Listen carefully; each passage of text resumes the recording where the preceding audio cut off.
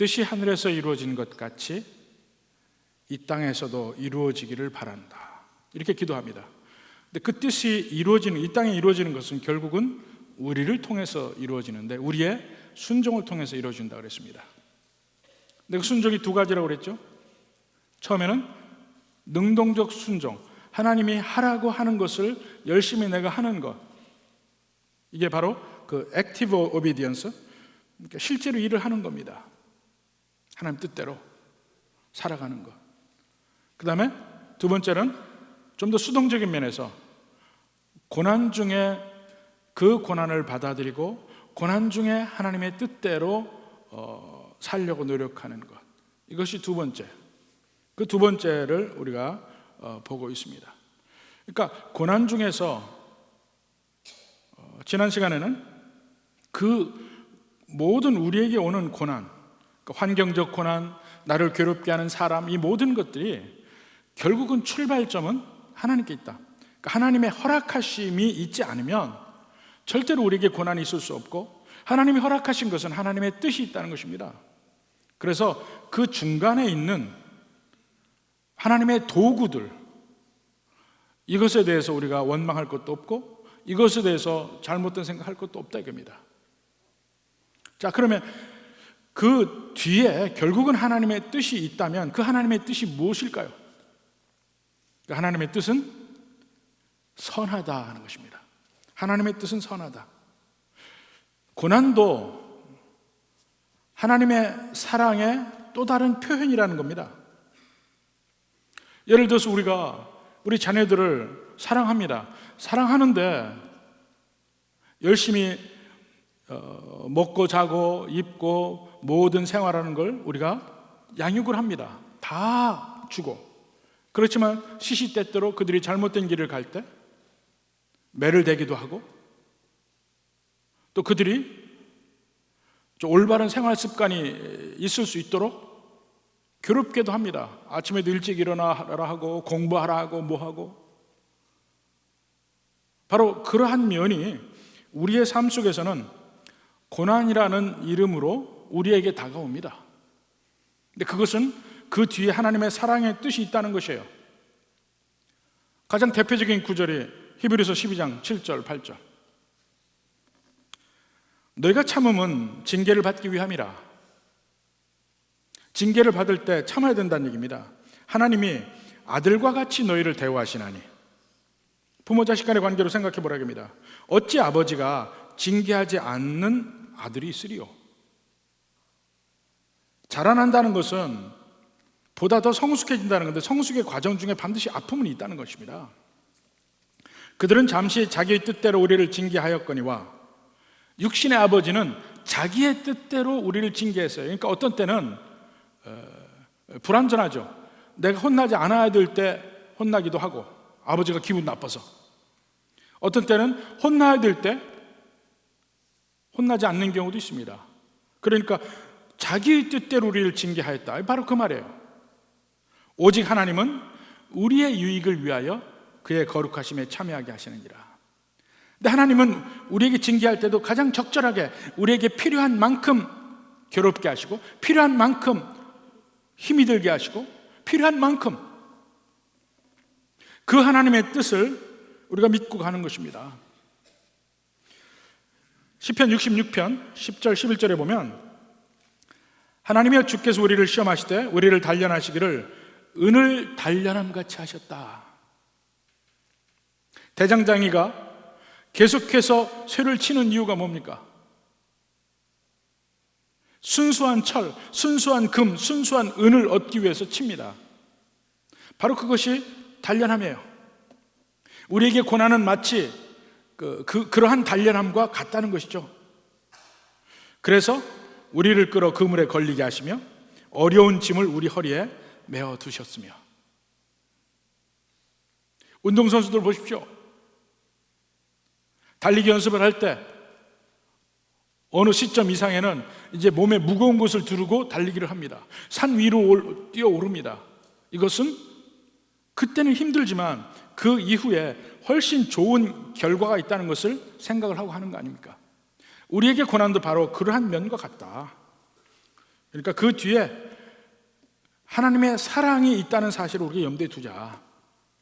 이 사실만 인식을 하면 순종하기가, 고난 때 참기가 쉽다는 것이죠.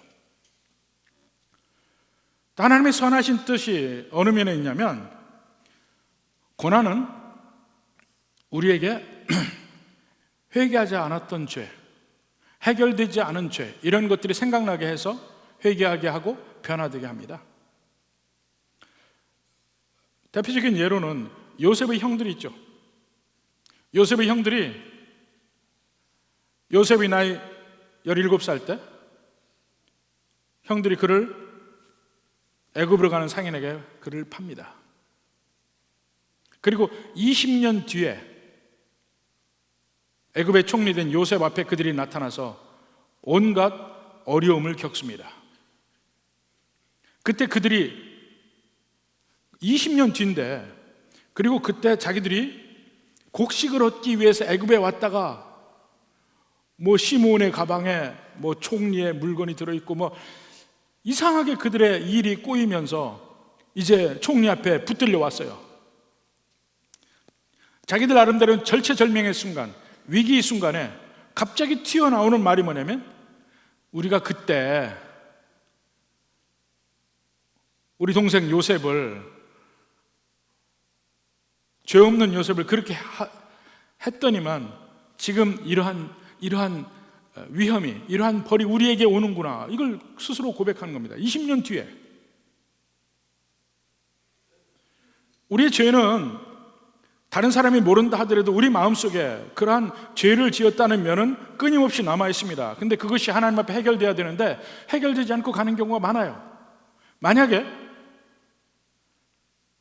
다윗에게 나단 선지자가 나타나서 하나님의 말씀을 전하지 않았으면 그가 회개했겠습니까? 환난이 임하지 않으면 내 잘못을 이해하지 못하고 회개하지 않을 수도 있단 말입니다. 그런데 환난이 임하면서 자꾸 옛날의 잘못, 내가 이래서 그런 것이 아닌가 하고 생각나게 된단 말입니다. 그래서 회개하는 것이에요. 고난은 우리로 하여금 회개하게 한다. 하나님의 그러한 뜻이 있다는 것입니다. 고난은 우리로 하여금 또 기도하게 합니다.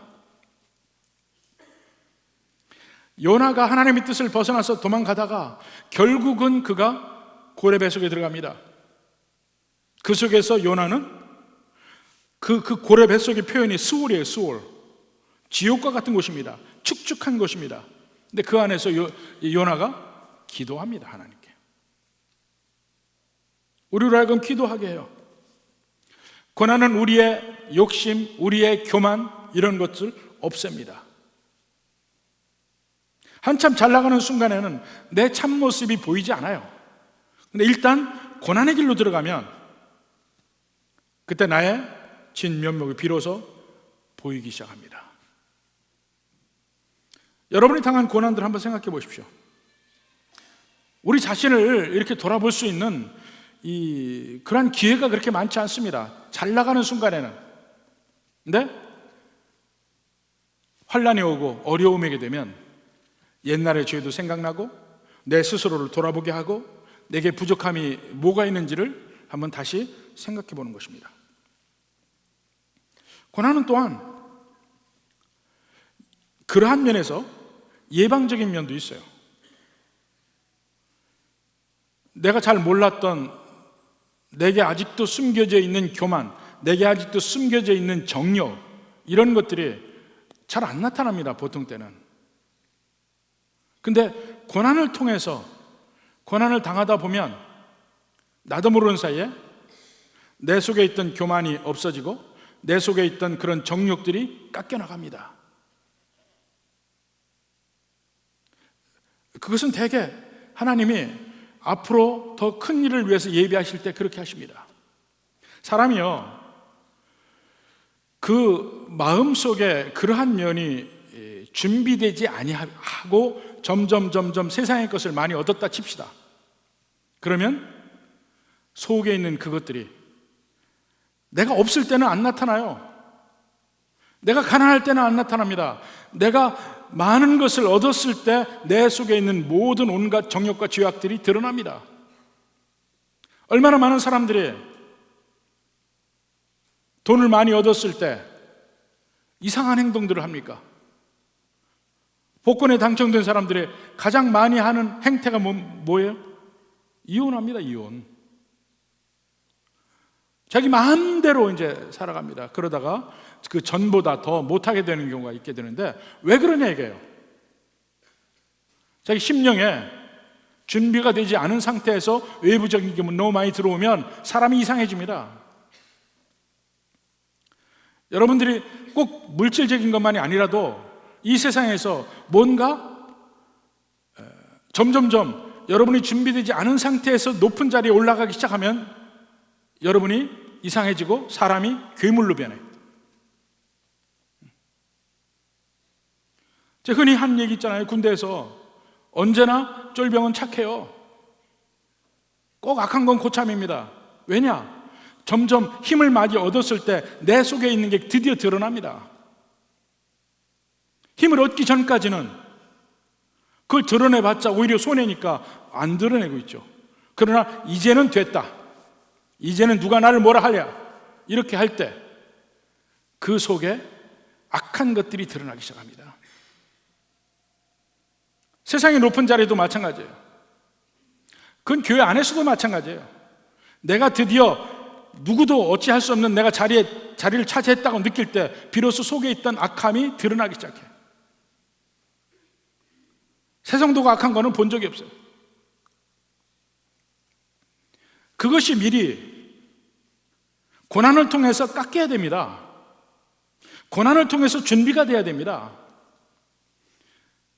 하나님이 그래서 진정 제대로 쓰시고자 하는 사람이면 내가 잘못하지 않았음에도 불구하고 반드시 그 전에 고난이 있는 거예요. 고난이 있어야 내 속에 미리 심령 안에 준비가 돼요. 교만이 깎이고, 지금은 안 나타나는 교만, 내가 더 높아졌을 때, 더 많이 가졌을 때 나타날 수 있는 그러한 교만을 깎아버리고, 정욕도 깎아버리고 이 일을 한다 이겁니다. 저도 그런 면을 느꼈다고 누누이 말씀드렸죠. 그냥 계속 성공했더라면, 만약에 교회가 아무런 문제 없이 계속 발전했다고, 부흥했다고 치면 내가 과연 온전했을까? 장담할 수 없습니다. 그런 면에서 오히려 고난이 임할 때 하나님의 선하신 뜻을 생각하고 감사하게 되는 것이에요. 그리고 하나님은 부모가 자식을 때리듯 하는 것이기 때문에 우리가 맞을 때는 아프지만 하나님은 너무 세게 때리지는 않는다 이겁니다. 부모가 자녀에게 매를 댈 때 죽으라고 때립니까? 살라고 때리는 거예요. 그러니까 그 때리는 매는 분명히 한계가 있습니다. 하나님 우리가 완전히 넘어질 때까지 때리진 않아요. 감당 못할 시험을 허락하지 않으신다 이겁니다.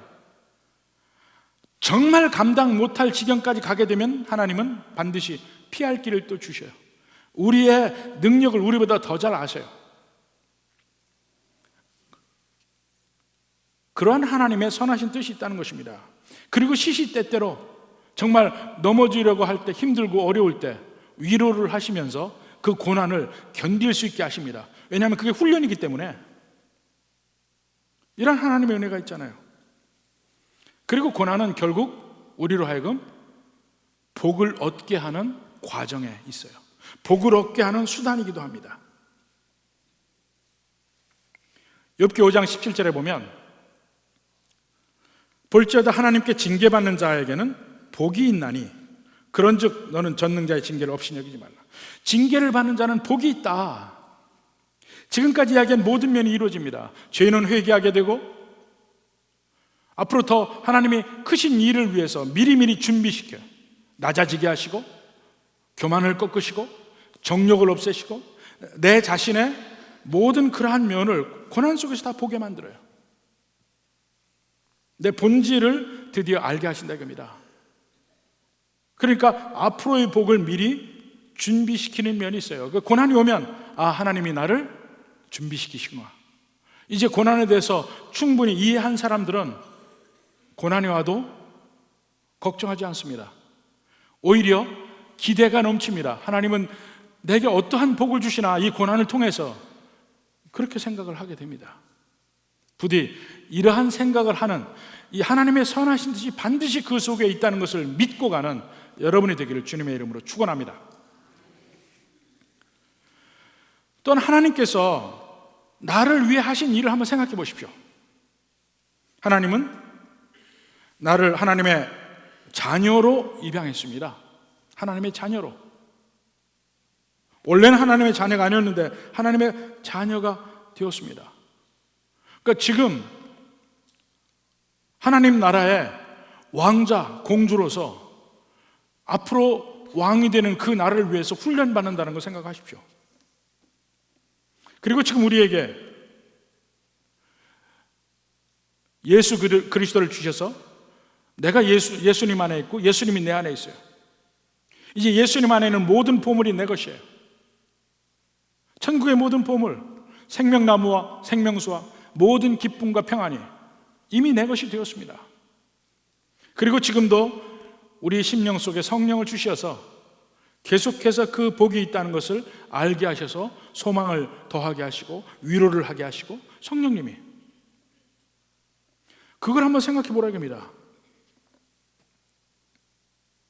하나님께서 이렇게 많은 것을 주셨는데, 많은 것을 주심으로 말미암아 지금 현재 우리가 당하는 환난과 고난, 이것을 이길 수 있는 능력을 주셨어요. 그러니까 우리로 하여금 계속 그걸 작은 고난에서부터 큰 고난까지 이길 수 있는 힘을 주셔서 점점 우리를 영적으로 양육시키는 과정입니다. 고난이. 그러니 이 많은 것을 주셔서 충분히 무장하게 하시고 고난이 임하는 것입니다. 그러니까 하나님이 이렇게 많은 것을 주셨다는 것을 먼저 이해하고 받아들인다면 그 다음에 오는 고난은 별거 아니라고 합니다. 그거에서 보면 욥도 고백합니다. 욥기 2장 10절에 보면 그가 이르되 그대의 말이 한 어리석은 여자의 말 같도다. 우리가 하나님께 복을 받았은즉 화도 받지 아니하겠느냐. 본질적으로 하나님께서 복을 주셨는데, 복을 이렇게 많이 주셨는데 화를 요만큼 주신다 한들 우리가 하나님께 왜 그러십니까 할 위치나 자격이 되냐 이거예요. 하나님의 본질적인 뜻은 우리에게 정말 넘치도록 복을 주시고 고난도 이길 수 있는 능력도 우리에게 주셨습니다. 소망을 주시고 위로함을 주시고 성령님이 함께 하심. 그러니까 고난을 이길 때도 계속 성령께서 우리에게 이길 수 있는 힘을 주셔요. 이기게 하셔야 마침내 그때마다 우리에게는 성취감이 있고 우리가 성숙함이 있고 변화가 있는 것입니다. 이걸 한번 생각해 보라고 합니다. 고난을 바라볼 때 그러면 하나님께 순종하기가 쉬워진다는 것이에요. 자, 그 다음에 하나님께서 아까도 조금 얘기했지만 우리를 최고 수준으로 올리기 위해서 먼저 가장 낮은 곳에 두십니다. 하나님께서 그럴 때 하나님의 은혜가 무엇인지를 확실하게 알 수 있어요. 성경에 예를 들어보면 아브라함의 아내 사라를 생각해 보십시오. 이삭을 낳기 전까지 아브라함과 사라에게는 얼마나 많은 시간의 기다림이 있었습니까? 25년에 처음에 하나님이 약속하시고 25년의 기다림의 순간이 있었어요.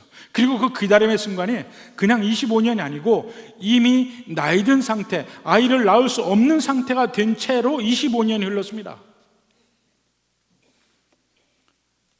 그리고 이삭을 주시는 거예요. 그러니까 바로 그러한 최고의 하나님의 은혜가 무엇인지를 가장 많이 느끼게 하기 위해서 처음에 고난도 허락하시는 거예요. 하나님의 그 은혜의 정도가 어떤지를 확실하게 알게 하기 위해서. 하나님은 그렇게 완전히 죽은 자처럼 된 사람도 하나님이 생명을 주실 수 있다는 걸 보여주는 것입니다. 그러니까 그것을 보여주기 위해서는 죽은 자처럼 되는 그 과정이 필요하잖아요. 그래서 고난도 허락하신다 이겁니다. 요셉도 보세요. 요셉이 가나안의 한 집안의 아들에서 애굽의 총리가 되는 그 과정 13년의 기간 동안 하나님은 그를 애굽으로 보내시긴 하는데 노예로 보내시죠. 감옥의 죄수로 보내시죠. 거기서 총리가 되는 겁니다. 그러니까 우리에게는 아무것도 할 수 없다는 것을 느끼는 그 순간에 하나님이 은혜를 주시는 것이에요. 여러분이 고난 속에서 정말 내가 할 수 있는 게 없구나 이것을 느끼게 되는 것입니다. 그때까지는 우리의 문제가 풀리지 않아요.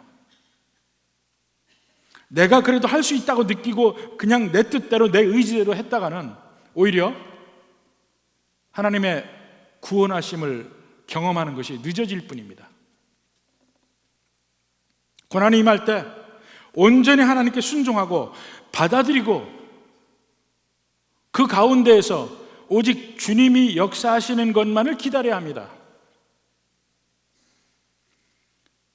내가 서겠다고 내 뜻대로 내가 모든 일을 하겠다고 하는 순간에는 계속해서 하나님 학교에서 유급하는 겁니다. 고난이 임하는 순간 하나님의 뜻을 구하며 하나님의 뜻 뒤에 하나님을 앞세워서 나가는 삶이 되어야 비로소 하나님의 은혜를 경험합니다. 하나님보다 내가 앞서서 내 뜻이 앞서서 가면 절대로 하나님의 은혜를 경험하지 못해요. 그것은 괴롭기만 하지 하나도 배우는 게 없어요.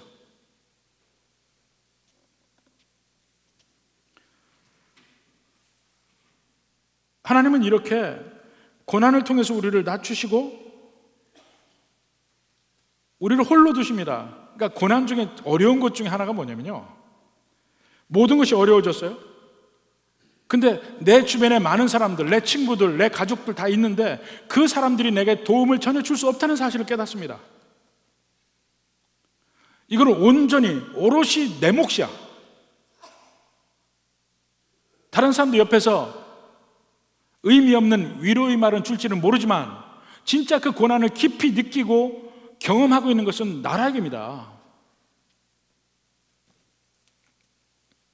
그렇게 홀로 두셔요.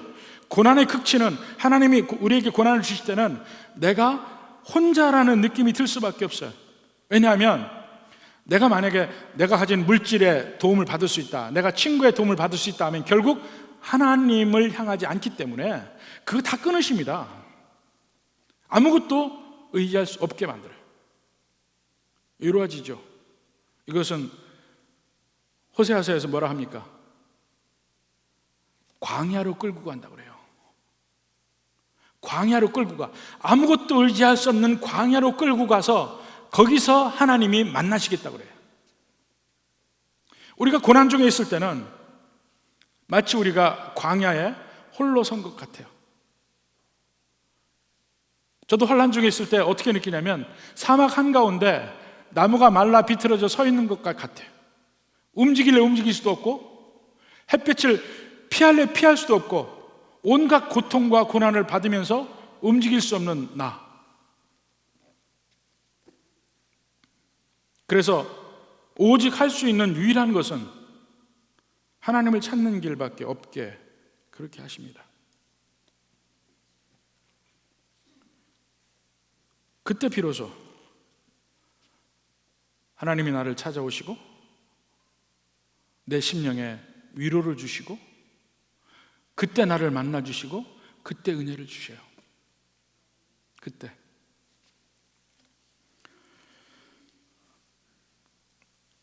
이사야 12장 1절에 보면 그날에 내가 말하기를 여호와여 주께서 전에는 내게 노하셨사오나 이제는 주의 진노가 돌아섰고 또 주께서 나를 안위하시오니 내가 주께 감사하겠나이다. 아무것도 의지할 수 없는 순간에 하나님을 바라볼 때 그때 비로소, 그때부터 하나님의 위로가 시작이 되는 거예요. 내가 고난을 당할 때는 하나님께서 내게 노하셨구나 이렇게 느끼는데,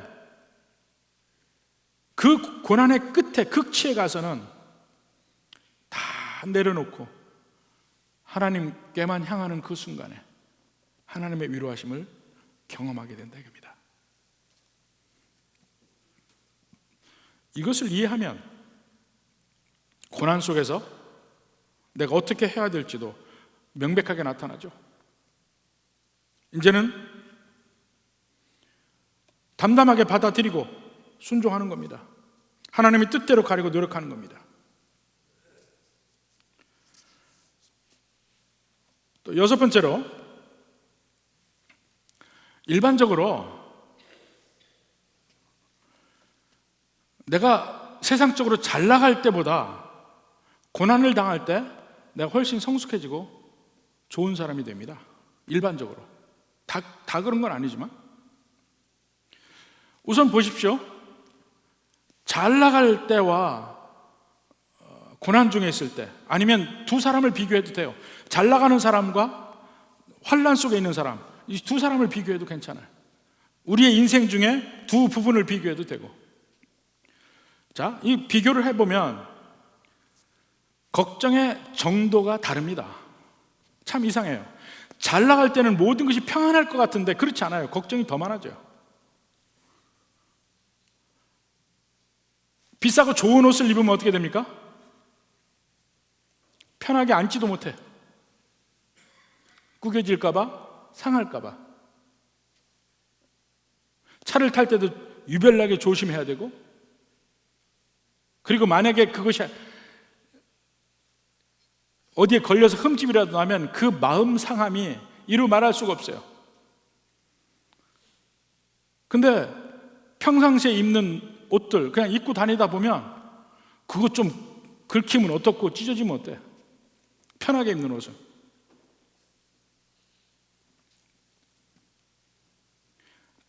비싸고 좋은 집은요, 관리하기도 훨씬 힘듭니다.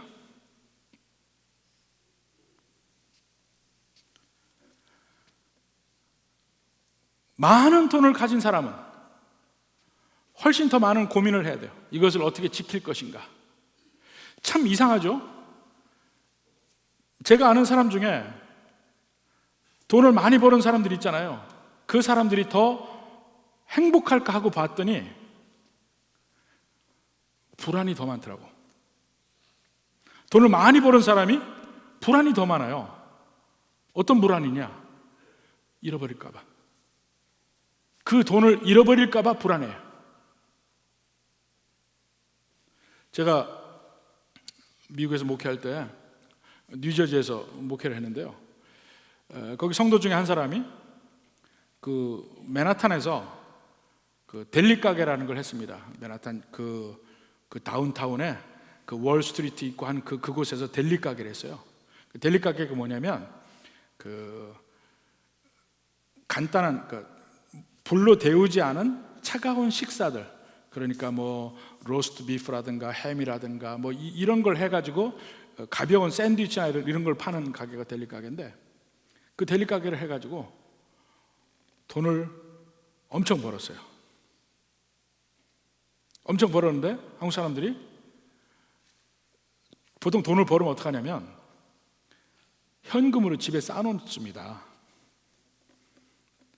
너무 많이 버니까 세금 문제도 있고 여러 가지 생각을 해서 현금으로 집을 쌓아놔요. 언젠가 집을 한번 그 집에 구경을 갔는데 집을, 아주 큰 집을 샀어요. 근데 돈 버느라고 그 집에 있을 시간이 없어요. 쭉 다 보여주는데 안방에 달린 작은 방에 있는 문이 있는데 거기도 보려니까 거기는 못 보게 하더라고.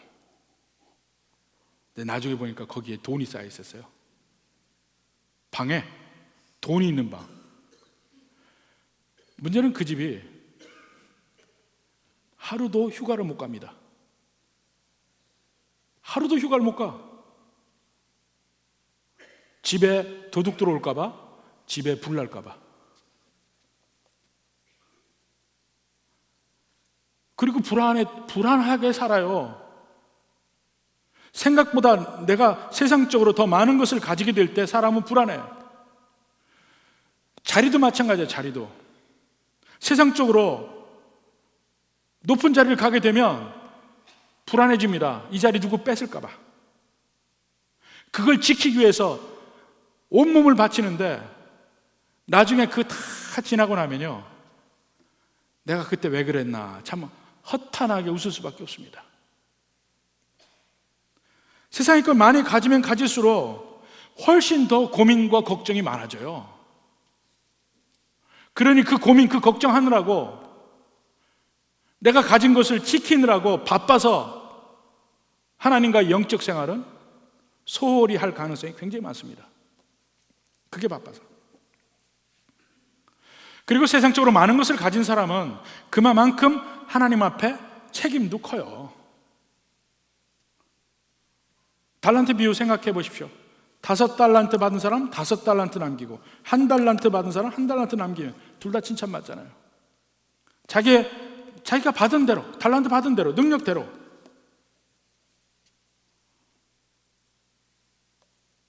그러니까 많이 받은 사람에게는 많은 것을 찾습니다.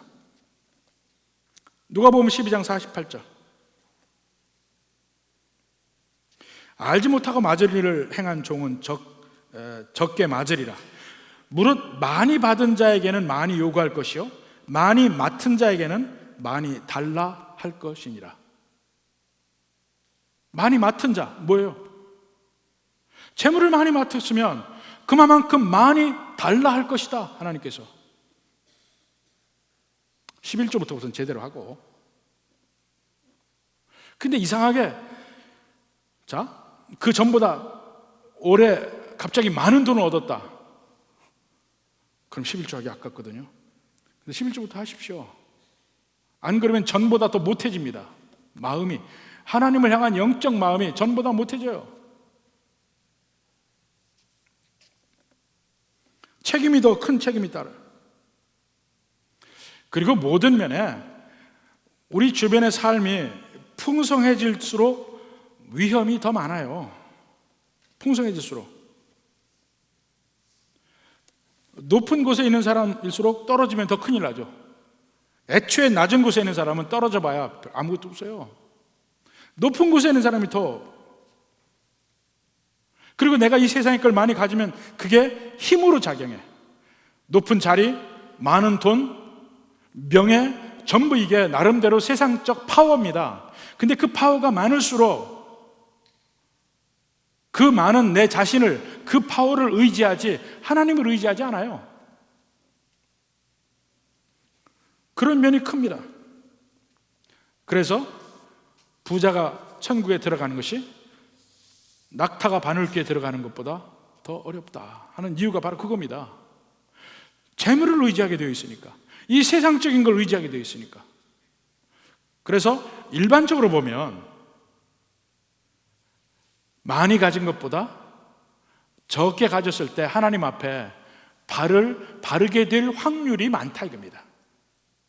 많은 것을 가졌으면서 하나님 앞에 바르게 되면 더 큰 축복이지만 그럴 확률이 현저하게 떨어집니다. 그러니까 내가 왜 저 사람들을 많이 가졌는데 나는 왜 안 주십니까? 더 축복하고 있는 줄 몰라요? 더 하나님 앞에 온전히 살 수 있게 될지 모릅니다. 한번 그 면도, 여러분이 어렵고 힘든 순간에 한번 그 면도 생각하라 이겁니다.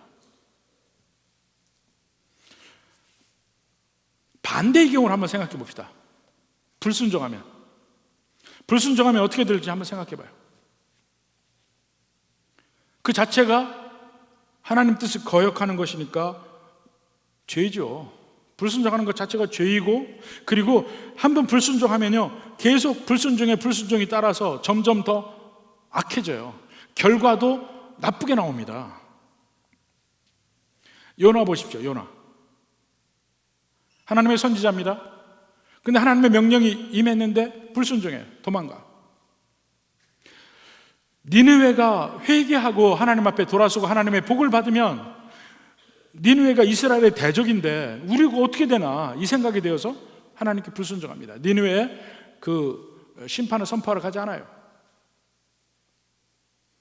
근데 불순종이 그것으로 끝나는 것이 아니고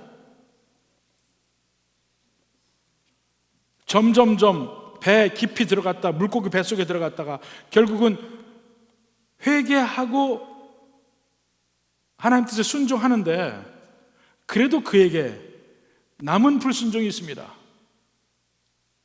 겉으로만 순종한 거예요. 니느웨 가서 3일 동안 외쳤습니다. 니느웨가 멸망하리라. 그리고는 그가 성 밖에 앉았습니다. 니느웨 멸망하는 걸 내가 보리라.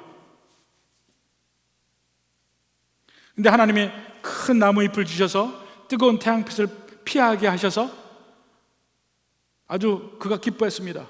하나님이 그걸 다시 말리시니까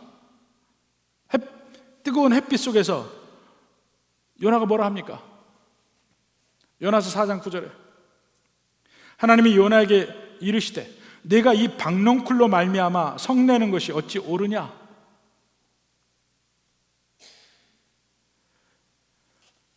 박넝쿨이 임한 것은 뜨거운 햇빛이 있지만 내게 피할 길이 있다는 것이에요. 근데 그것도 하나님이 햇빛에 꼬실려 말라 비틀어졌어요. 그게 없으니까 갑자기 괴로움이 임했잖아요.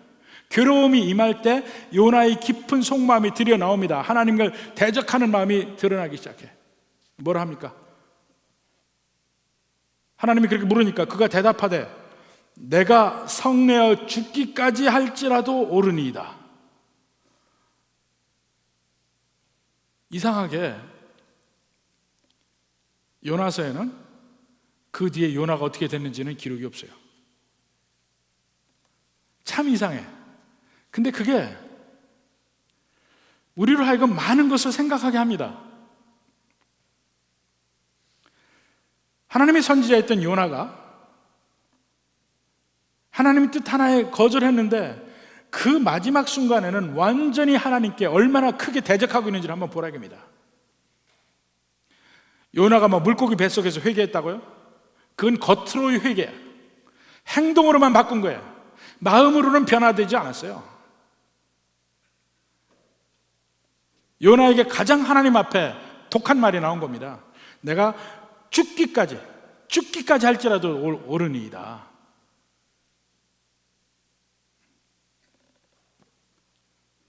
처음에 한 가지 불순종하기 시작하면 그것이 점점해서 나중에 얼마나 악한 데까지 가게 되는지를 한번 보라 이겁니다.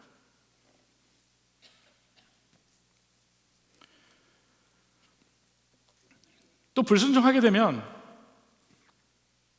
왜 불순종하느냐? 하나님 뜻대로 행하는 것은 최선의 길이 아닌 것 같아. 내가 생각하는 최선의 길이 있어요. 그래야 하나님 길대로 뜻대로 가면 너무 문제 해결도 오래 걸리고 이건 상대편 사람들에게 뭘 당하고 온갖 것이 생각이 납니다. 그래서 내 방법대로 가고 싶어요. 내 방법대로. 근데 그것은 내 방법이 좀 더 나의 짐을 벗어줄 것이다 이렇게 생각하고 그렇게 하는데 사실은 하나님 뜻이 최선입니다. 그래서 내 방법대로 가면 짐이 가벼워지는 게 아니고 더 무거워져요. 더 일은 더 꼬이고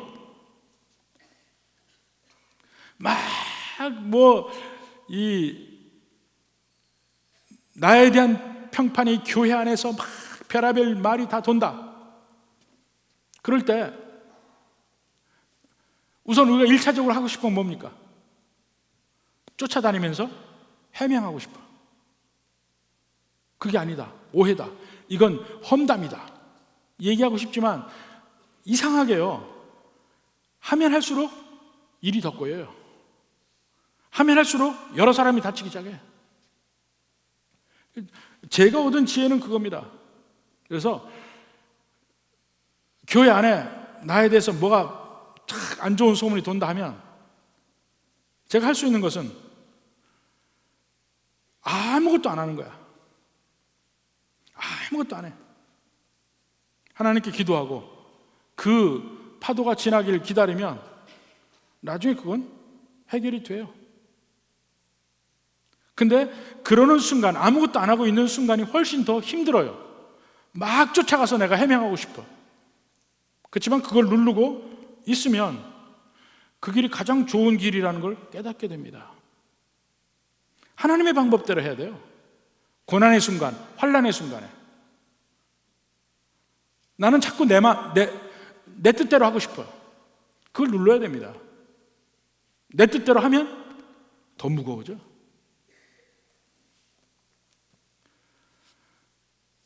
그리고 일단 불순종하기로 내가 마음을 먹으면요, 바로 그 불순종의 마음에 바로 사단이 틈탑니다. 참 사단은 기가 막히게 알아요. 정보력도 뛰어나. 내 마음속에서 불순종하겠다는 마음만 들면 바로 거기에 사단이 유혹을 합니다.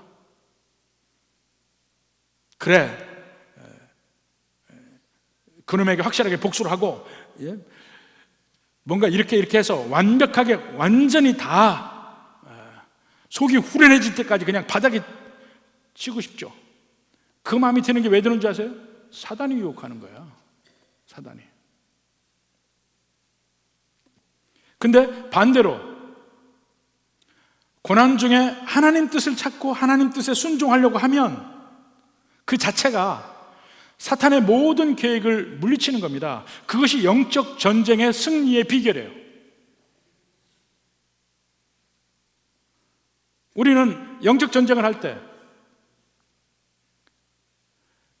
사람과의 사이에 갈등이 있고 문제가 생기고 교회 안에 교회 밖에 문제가 생길 때 막 내 뜻대로 해결하고 싶지만 그렇게 되면 문제는 꼬이고 사람은 잃고 한 사람이 아니라 여러 사람을 잃게 되고 나의 짐은 더 커지고 그렇습니다. 근데 그 모든 것 뒤에 사탄을 보고 사탄을 이길 방법을 찾아야 돼요. 사탄을 이길 방법. 그건 뭡니까? 오직 고난 중에 하나님 뜻대로 순종하는 거예요. 내가 복수하지 않고 내가 반격하지 않고 그대로 가는 것, 하나님 뜻에 순종하며 가는 것, 그게 사탄의 계획을 무력화시키는 것입니다. 사탄은 욥을 공격해서 욥으로 하여금 하나님을 저주하게, 하나님을 믿지 않고 하나님을 저주하게 만들기를 원했어요. 근데 욥은 끝까지 하나님을 향한 마음을 버리지 않습니다. 그렇게 되니까 사탄이 망하는 거예요. 내가 하고 싶은 대로 하지 않고 하나님 뜻대로 하려고 해. 노력을 해보십시오. 사탄은 계속해서 우리를 속이려 합니다. 그 사탄의 꾀에 넘어가면 안 돼요. 넘어가지 않는 가장 좋은 방법은 하나님의 말씀대로 하는 거예요. 고난 중에도, 환난 중에도 하나님의 뜻대로 하려고 노력을 한다면 그 다음은 하나님이 지키시고 하나님이 역사하시고 사탄은 지게 되어 있습니다. 믿는 자들의 고난은 안 믿는 사람의 고난과는 질적으로 다릅니다. 안 믿는 사람에게 고난은 저주의 저주. 그렇지만 믿는 자에게 고난은 축복입니다. 믿으십니까? 믿는 자의 고난은 축복이에요. 이건 마치 독약을 먹는 사람은 죽지만 독약을 잘 쓰면 이것이 병을 고치는 약이 되는 것과 똑같아요. 고난은 마치 믿는 사람, 안 믿는 사람 모두에게 똑같은 독약과 같아. 안 믿는 사람 먹으면 그게 결국 독이 됩니다. 근데 믿는 사람은 하나님이 적절하게 처방을 하시기 때문에 그것은 약이 되는 거야. 오히려 축복이에요. 시편 119편 71절에 보면 고난당한 것이 내게 유익이라. 이로 말미암아 내가 주의 윤례들을 배우게 되었나이다. 바로 이러한 은혜를 생각해 보십시오. 지난주부터 이번 주 쭉 얘기한 모든 걸 하나하나 씹어보시면, 정리해서 생각해 보시면 고난을 대하는 우리의 자세 확실하게 할 수 있습니다. 부디 이 은혜가 넘치기를 주님의 이름으로 축원합니다.